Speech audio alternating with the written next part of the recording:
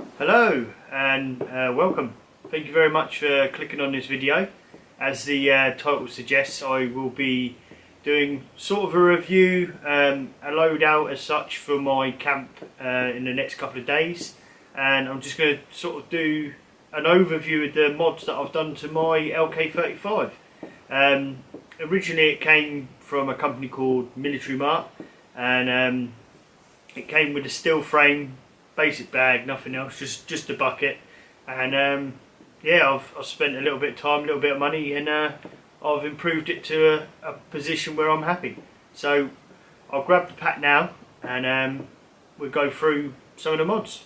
So in its essence, this is how the pack looks now.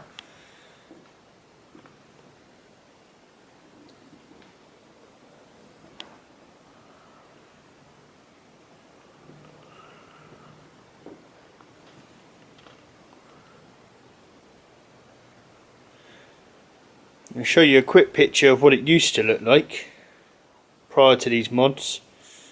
As you can see, there's no side pouches, there's no extra buckles, no loop for hanging it, and the frame's completely different. So the first major mod that I did was to swap out the old steel frame that comes with the pack when you buy it. There's nothing wrong with the steel frame, it's just a little bit on the heavy side. So I was lucky enough to see an old 80s aluminium frame from a hiking pack down the road for me for, I think it was like £5 or £10, and I just kind of thought, why not? So the first mod I'd done was to swap the frame over to this aluminium one, which wasn't too awkward to do because it's just looped on the top and ties at the bottom. I'll take you around that now, show you what it looks like, and give you a brief overview. So the frame itself is made of aluminium. I may swap these little ones over for a different colour. They don't bother me at the moment though. And as you can see, it comes right down, then ends down there. Got these two little backrests which have got sort of like old school tightening bits, and I've just used the old straps on this frame because they just come through here with these two little pins, and they're not bad because it's not really load bearing. So you can see the difference between, that's the old frame. It's not a bad frame at all really. And then this is my new frame. Just come around there. And I think the difference when I weighed it was about 800 grams. So for some people that is a big difference. But one of the things that makes this pack extremely comfortable, and if you don't have it, it will put a lot of stress on your shoulders, is this hip belt or waist belt, whichever way you want to call it. This is the original waist belt to go with that frame. It was designed by Military Mart. You can buy it as an additional add-on, and it works perfectly with that frame. With this frame, it's a little bit of tinkering, but I've managed to get it to work, and I'll go over that in a minute with you. What it used to do is, because it's strapped around the back, it used to basically rise up and down, and I found a way now to tie it around with the bag to stop it lifting. So I'll show you the inside of that first. So it's pretty straightforward really.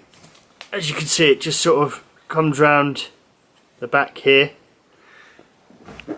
and if I get out the light a little bit, you can see it just sort of clips round. But the problem is, there was nothing stopping this from sliding up and down. So what I did to sort this problem out, what I did was I basically have these loops here. These are the ones that come down that actually tie the bag to the frame. So instead of just going from the bag to the bottom of the frame here to stop it lifting up, what I did is I looped it through here, you can see on both sides, and then what that does is where it's wrapped around and it's through here, it holds the bag, but it also stops the belt from sliding up. So if you ever get an aluminium frame for your pack, that's how you stop it sliding up and down, if you use the Military Mart waist belt. Any other one you might be able to come up with a different idea. Now that I've sorted out the waist belt issue, the bag, or the pack, is very comfortable. On the camps I've done without any of the side pouches and things like that, I've carried a very, very heavy load and I haven't been uncomfortable. All the weight has been bearing on my hips, not on the shoulder straps. That's why I haven't replaced them with anything comfier, in my opinion. Takes a bit of tweaking. Once you get it right, it's really nice. So a very, very simple mod, or very simple two mods that I did next, was to add a webbing loop as a handle at the top, the back and the back, and some little small buckles here, because I got basically fed up every time I undone the main pack. Anything you got stowed underneath would fall out. So I'll show you the way around that first, and then we'll look at the webbing loop. So this modification is a very, very cheap one, but it will make your life a lot better, because basically when you used to take these main straps off, which hold the item you've got down below, which in this case is just a DD 3x3 tarp in a dry bag, this used to drop to the floor, and it's really frustrating. It absolutely drives you nuts sometimes. You think such a well thought out pack and a simple thing can really pee you off. But anyway, so I bought some, I wanted some metal ones, but I just managed to get hold of some cheap plastic sliders, and basically what they do is you just slide them into position, and then as soon as you undo this, like so, one-handed, it stays in place. So I haven't got to worry about that now. And then the second little handy thing I did was I bought some webbing, which, yes, I know is a completely different green. It's more of a bottle green, and with the same sliders you can basically just wrap it around the frame like that, so you've got something just to pick the bag up with, because I found I was picking it up with the frame a lot and it was tricky to get it on, so that should make my life a lot easier. Bottle green's not too bad, I suppose it's different. And they were the main sort of simple little upgrades I did. And we'll move on now to the last one, which is that pouch and that pouch. So the pack itself's great. You can fit a lot in there, and I've done one or two camps with it without the side pouches. But what I was finding is every time I wanted something that was accessible, like first aid kit, little treats on the trail, gloves, little bits really that you kind of don't want to have to do a lot of effort to get it out. So basically when it was in the main pack, I was having to undo the whole lid every time to get it out and that, which is a little bit annoying. It's a little bit of a letdown from the pack that hasn't got some small sort of like areas you can put things in, but I'll get it. It's a simple bag. It was made for the Swedish Army, and it works. You know, it's only designed as a day pack, but us bushcrafters are trying to use it as blooming camping packs, long height packs. You know, I'm turning it into some sort of bomb. You know, but basically, so I went for the option of adding these Miltech canteen holders or pouches. They're British Army sort of replicas, and they're not a bad size. They hold everything I want. They don't look overly big, and I'm pretty happy with them. The only thing that's difficult with these is you have to spend a bit of time. I sat there for probably a night, 2 nights, with wax thread, just stitching the inside of this to get it how I wanted. There's some people that put pouches on that are removable, which is all good. It's all depends on your needs, but I'm always going to use these, so I've just said sod it and stitched them straight on. Takes a bit of time. Like I say, what you want to do when you stitch these on is just stitch up two sides, because then that way you can put stuff down the side of the pack, and the same goes here. You can put it down the side, so knives, maps, whatever you want to put in there, and it's good. So far that's the bag complete. I was sort of inspired to do this by MCQ Bushcraft after following his channel for so long. I've always loved the pack, and I always aim to make it somewhat similar to his, and I've been able to do that. So the only thing that I've got left to do is this little tag holder here is going to get removed, and I'm going to put my YouTube tree logo on there. So I'm just going to get some made up, embroidered, and then this pack shall be done. So as I said at the start of the video, I said I'm going to be camping this weekend in the next couple of days.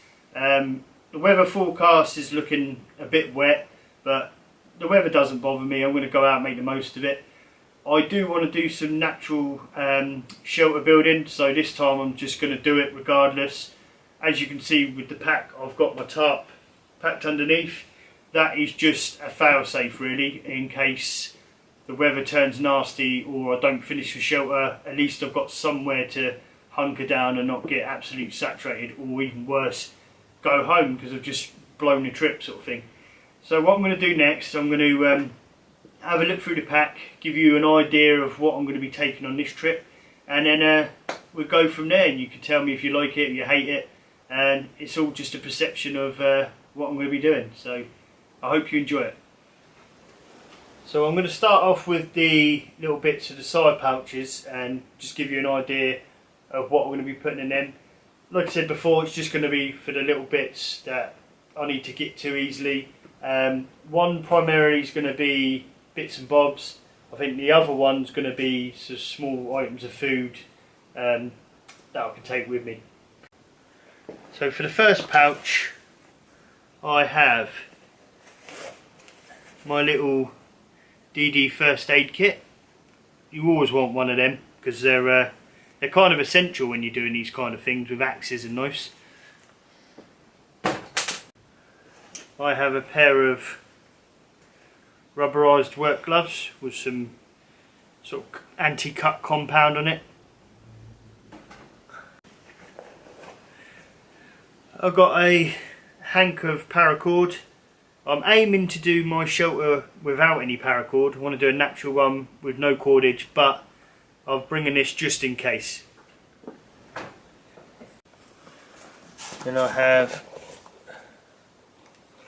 my head torch, and then last but not least, my tinder pouch from Jim Bob Outdoors. If you ain't seen his channel, pop over there. He's very kindly made this for me. Lovely little pouch, made out of an old settee, I think.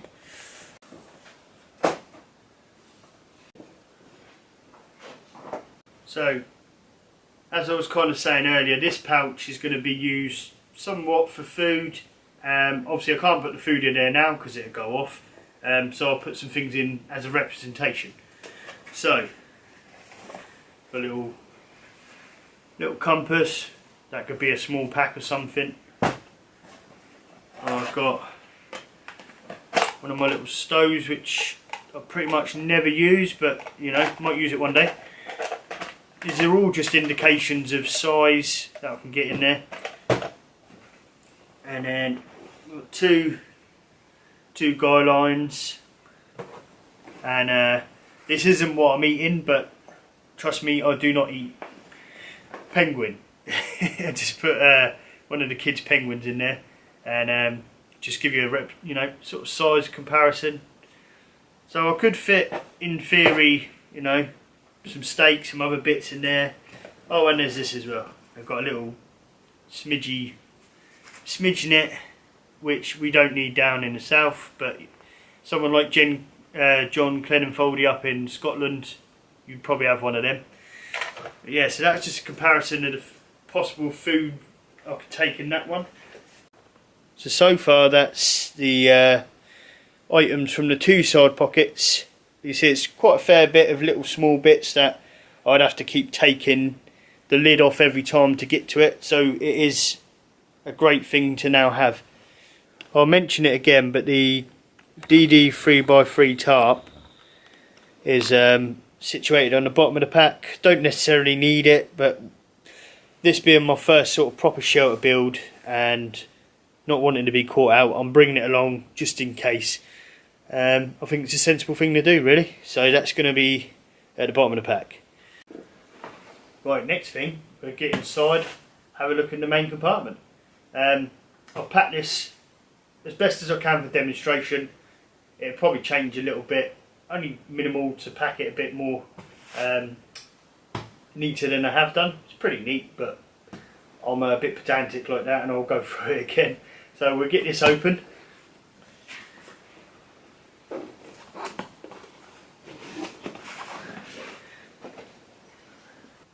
So for this one I'll take you over to the pack and have a detailed look inside. Excuse the light above, it's quite bright. It's the only sort of real light I've got in here. You can see this is a pretty decent one. The pack's got the rubberized inside, so I'm pretty confident it's going to be waterproof to some extent. I'm going to try and do the camp without any waterproof cover on the bag just to see how the bag holds out. So what have I got in here? I've got a small foldable frying pan just for cooking some bits. I've got a dry bag. I always carry a little dry bag so you can take stuff that's wet with you. Got the LXE power bank. It's a bit massive for an overnighter, but I tend to just charge it up and every time I go I'll use it until it runs out. So I think it is, I can get it on there, focus. It's about, what does it say on there, 24,000 milliamp power bank. Not going to focus, is it? But yeah, I take that everywhere with me and it does all my camera gear, other bits and bobs. Next up I've got my leather stool, which I might not need for this camp, but I'll bring it along every time anyway so I can have someone to sit if I haven't got a seat. Then little cheapo blow up pillow. Small camo ground sheet just in case I do have to use the tarp, or I could even use it in the shelter to some degree. Then I've got climate pad, insulated one, static V, keep my butt warm. And then little cheap sit pad, kneel pad, always good for when you're starting fires and you don't want to get your knees covered in wet and mud, etc. And then British Army olive bivvy bag. And then this is the main area of the pack. I have a 2 litre hydration bladder. The reason why I put it here, along with the axe and some of the other heavy items, is because I want to keep the heavy weight as close to my back as possible. The tarp, it's probably about 800 grams, so ideally you'd want that strapped to the top, but I'll start to strap it to the bottom because when you go through the woods and you got it strapped to the top, it's likely you'll get caught on stuff or it'll rip your dry bag if it isn't up to scratch. So that is the reason I do that. So I could fit more in the back there. This is just a brief overview of what I'm going to be taking. So little lightweight trowel just in case I need a poo, or some other bits around camp, some digging little pits, fire pits. I have the small little backhoe saw. I'm bringing 2 saws on this one because of how much work I'm going to be doing with the shelter. I have my axe in here, which I use mainly for splitting. You're probably thinking, why has it got no sheath on it? It's because it's blunt, basically. I just keep this very blunt. I want to get sheath for it at some point so I can sharpen it up, but I can keep it in the bag like that with no problem.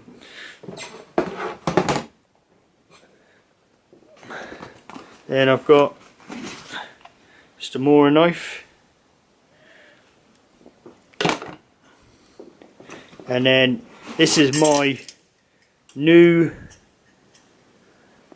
foldable or travel buck saw, whatever you want to call it.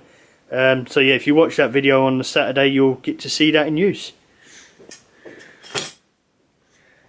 And then the last one, the hunker of it all in there, is my British Army Arctic sleeping bag, which is the Mark II version with the down synthetic mix. So it's generally packs down a lot smaller than most of them, and it fits in there pretty well. And that is it pretty much. So that table there, I've got main sort of sleeping stuff. You've got the British Army sleeping bag in there. You've got what is a representation of food, little bits that I want to grab quickly, and then all the other little bits. So yeah, it's just enough for a comfortable camp really. And if I do decide to bring a beer or two or whatever, I can just stick one or two in there, and there's plenty of space. Let's say the lid can go a lot more. I see some people with these, you know, stuffed right up here somewhere, but I'll try and keep it relatively like that, but I can take a little bit more. So hopefully that's been a little bit of an insight of some of the mods I've carried out on the LK35, and possibly something you could do yourself. If you've got any questions on some of the things I've done, just pop us a comment and I'll try and answer it for you. So I'll be out doing this camp with the bushcraft shelter. It's going to be a first for me. Like I said, it may be raining, it may be not. So yeah, it'd be appreciated if you could come along and watch that with me. So thank you very much for watching this video. I hope you're all doing very well. Hope you have a great rest of the week, and I'll see you sometime next week with another little adventure with the LK. See you later. What am I like? I also forgot to mention I had a Bushbox XL in the bottom of the pack under the sleeping bag. So that'll be coming with me as well, because I want to try that out instead of maybe an open fire.